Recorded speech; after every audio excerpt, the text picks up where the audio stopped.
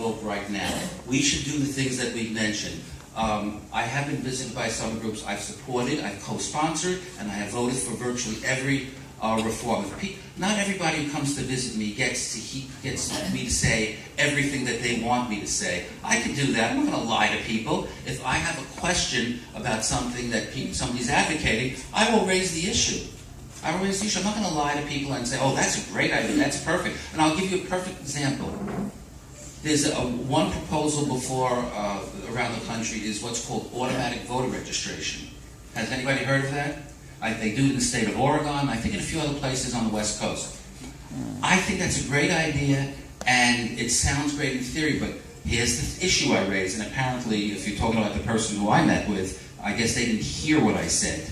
In New York State, you have party primaries, and currently you have to be registered in a party to vote in the primary. With automatic registration, you would be automatically registered as an independent, what's known as a blank, which means you would be denied the opportunity to vote in a primary. And since right now, if you live in the Bronx, most local elections are determined in the primary. The outcome is determined because Democrats win in the Bronx. So under automatic voter registration, as currently proposed, you would be excluded from that. And I don't want to exclude people. People get very angry if they go to vote and they're told, oh, you're not registered in the party, you can't vote. I don't want people to have that experience.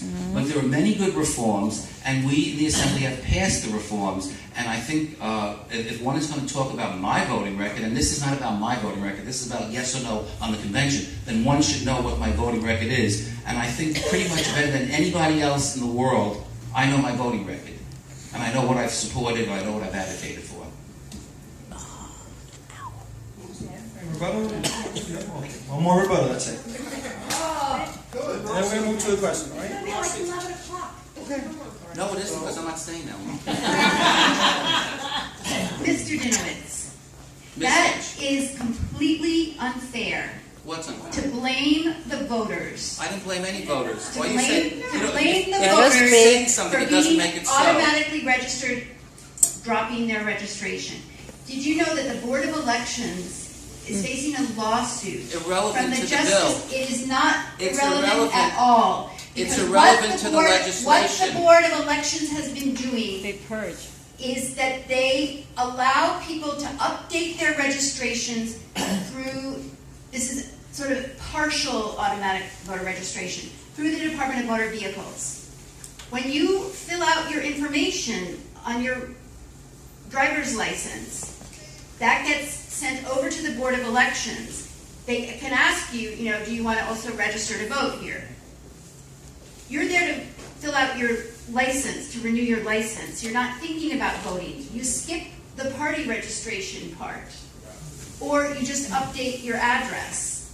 Your party registration gets dropped and you are out of the poll book in the primary. And that is what happened in April 2016. And I know because I'm a poll worker and I went and I testified at the Board of Elections about this. I testified at the New York Voting Assistance Commission about this. To blame us for a system that is flawed, deeply flawed, so deeply flawed that we're being sued by the Justice Department of the United States, that's not right. Forgive me for saying this, but I don't think you know what you're talking about. And I'll tell you why I say that. First of all, the lawsuit in question has been settled as far as I know. There was a settlement announced. I guess you're not terribly up to date on that, but that's the case. What happened is that in the county of Kings in Brooklyn, the Board of Elections purged a massive number of people from the voter rolls that should not have been purged. It was, I don't know, I'm not going to explain it. I think, let me finish. It happened in Brooklyn. It happened. Excuse me. Let him talk and let him reply. No, it's not a courtesy. This happened in Brooklyn. It was a terrible thing. The people in charge of the Board of Elections in Brooklyn were fired, as far as I recall, and they have to rectify that.